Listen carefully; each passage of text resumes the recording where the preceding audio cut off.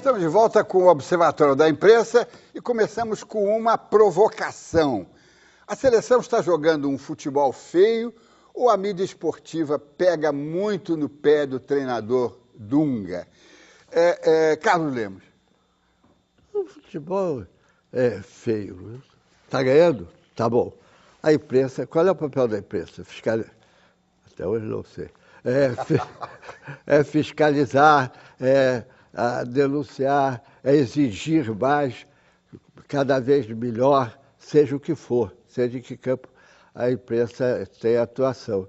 Então, a imprensa, o time está jogando o que ele tem. Qualquer que seria melhor do que aqueles dois meninos do Santos, não sei. É uma hipótese. É uma hipótese. Então, a seleção está jogando o que ela pode jogar. E a imprensa está querendo que ela jogue melhor. Mais efetiva, tudo bem. Não pode ser mais efetiva se ela está ganhando. Está ganhando, está bem. Vamos ver daqui para frente. Sérgio Noronha, então. Acho que primeiro precisamos entender algumas coisas que o mundo mudou. E a televisão mudou o esporte. O esporte é hoje um grande negócio. Não me venha com essa história de, não, é um grande negócio. Hoje você vê tênis, voleibol, atletismo, pelo mundo inteiro e tem torneios no mundo inteiro. Então, envolve um grande negócio e é importante que você vença para continuar a participar desse negócio. Se você não continuar a participar desse negócio, você quebra. Então, o futebol se adaptou. E o futebol tem uma grande vantagem sobre os outros esportes. Joga o alto, o baixo, o gordo, o magro, o negro, o asiático, o louro. Enfim, todo mundo joga. É um grande negócio mundial. E evidentemente que sendo um grande negócio, todo mundo corre atrás para vencer. Essa Copa do Mundo, por exemplo, estamos falando dos árbitros. Cada jogo é transmitido por 30 câmeras. 30. E passam os lances no telão, do jogo. Então, olha, é muito difícil você exigir uma coisa de sonhos diante dessa realidade que é monstruosa, a verdade é essa. Agora, tudo isso é verdade. Joga todo mundo. Gordo não joga, não. Gordo não joga, não. Joga tudo. Você não se lembra do Maradona jogando gordo. Mas gordo. E você não se lembra do Ronaldo jogando gordo. Gordo, o Ronaldo está jogando. Estou citando só dois.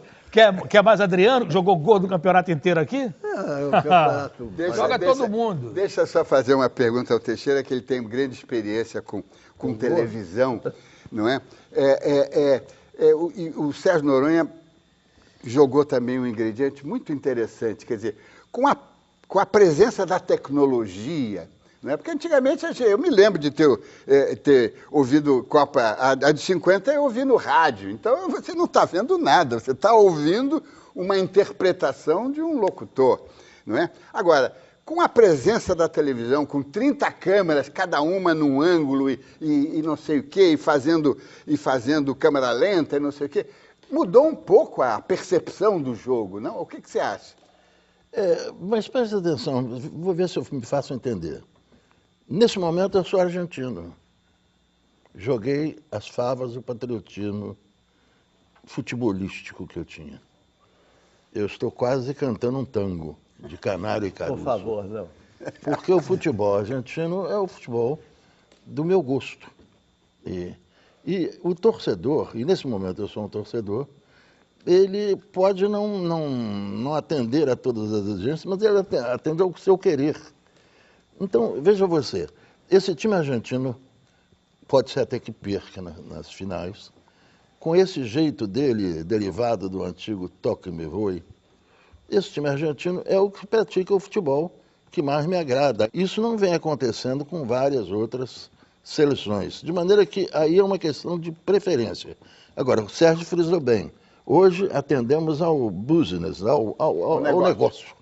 Então isso modifica bastante essa forma de se entender a coisa. Mas eu quero remar contra a correnteza e quero ainda continuar que o vencedor, ele seja vencedor, ele ganhe como todos nós queremos, mas com uma aura, com um pouquinho de sonho, de qualidade, de bem-querer até no futebol. Sonhador, hein? Estou vendo você aí... Sonhador, não, eu gosto, nós temos que ter convívio com os sonhadores também. Eu não sou sonhador, eu não sou nefelibata, eu sou um prático. A vida me ensinou que hoje em dia você briga pelas suas coisas, luta pelas suas coisas. Não, eu repito, nada ilegal, nada imoral, fora com a mão de Deus. Agora, vamos ser práticos, vamos jogar para ganhar, vamos partir para vencer os jogos. Se puder ser bonito, ótimo, se não puder, vamos vencer. Lemos, veio aqui à baila e o Sérgio trouxe a questão do big business, que é o futebol, não é? Que é hoje um dos grandes... A Copa do Mundo em si é um dos maiores negócios do mundo, e foi o primeiro grande evento esportivo, começou em 30, quer dizer, foi o primeiro... A FIFA teve uma percepção de negócio fantástica, né?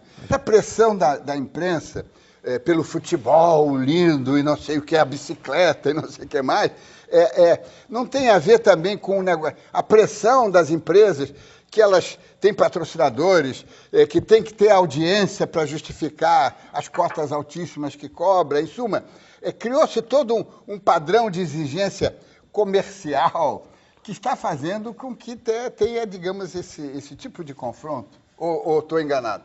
Não, eu acho que se existe tudo isso é porque tem consumidor. Se não tivesse consumidor, gente querendo ver o melhor futebol, vendo futebol, não teria nada disso. O consumidor é que determina a exibição. Então, acho que é produto do consumidor. O consumidor quer cada vez mais esporte. Esporte é bonito, esporte é jogo, esporte é competição.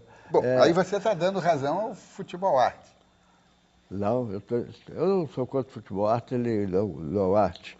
Então, como dizia o Loureiro Teixeira, se eu puder... Você quer a bola na rede. Se eu puder ganhar jogando bonito, melhor. Se eu ganhar dentro da lei jogando mal, eu ganho. É assim que eu gosto. Eu gosto de ganhar, eu não gosto de perder. Por isso sempre fui seu aliado para nunca perder. Tem um chavão bem antigo que diz o seguinte: futebol é bola na rede. É um chavão clássico. Não por fora. A terceira rádio vai se lembrar disso, é ou não é? Não era? Futebol é bola na rede, diziam sempre. Calcula-se que essa Copa vai ter audiência somada de 30 bilhões de assistentes, né? Ótimo. Quer dizer, é um negócio fantástico. A Copa do Mundo tem mais audiência do que a Olimpíada. Claro, evidente. Se você... Oi, perdão. Continua, Lemos. Não, eu ia falar bobagem. Deixa eu falar minha bobagem, então. Se você considerar a Copa que você citou aí, de 38, que foi a primeira transmitida por rádio para o Brasil, se você considerar que foi transmitida através de um cabo submarino e que o locutor Galiano Neto se deu ao luxo de criar sonhos, porque quando o Brasil perdeu para a Itália, ele chegou a pregar que o jogo poderia ser anulado porque o pênalti não teria sido corretamente marcado, etc.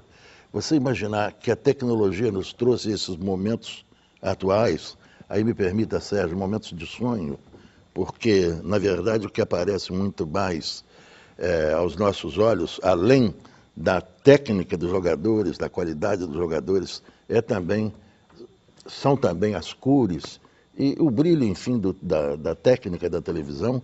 Isso tudo nos traz a um outro mundo, realmente, né? E eu tenho a impressão que esses bilhões de telespectadores, eles vão se repetir e vão se multiplicar cada vez mais com o andamento, com a modernização essa aparelhagem fantástica que nos repete para o mundo inteiro.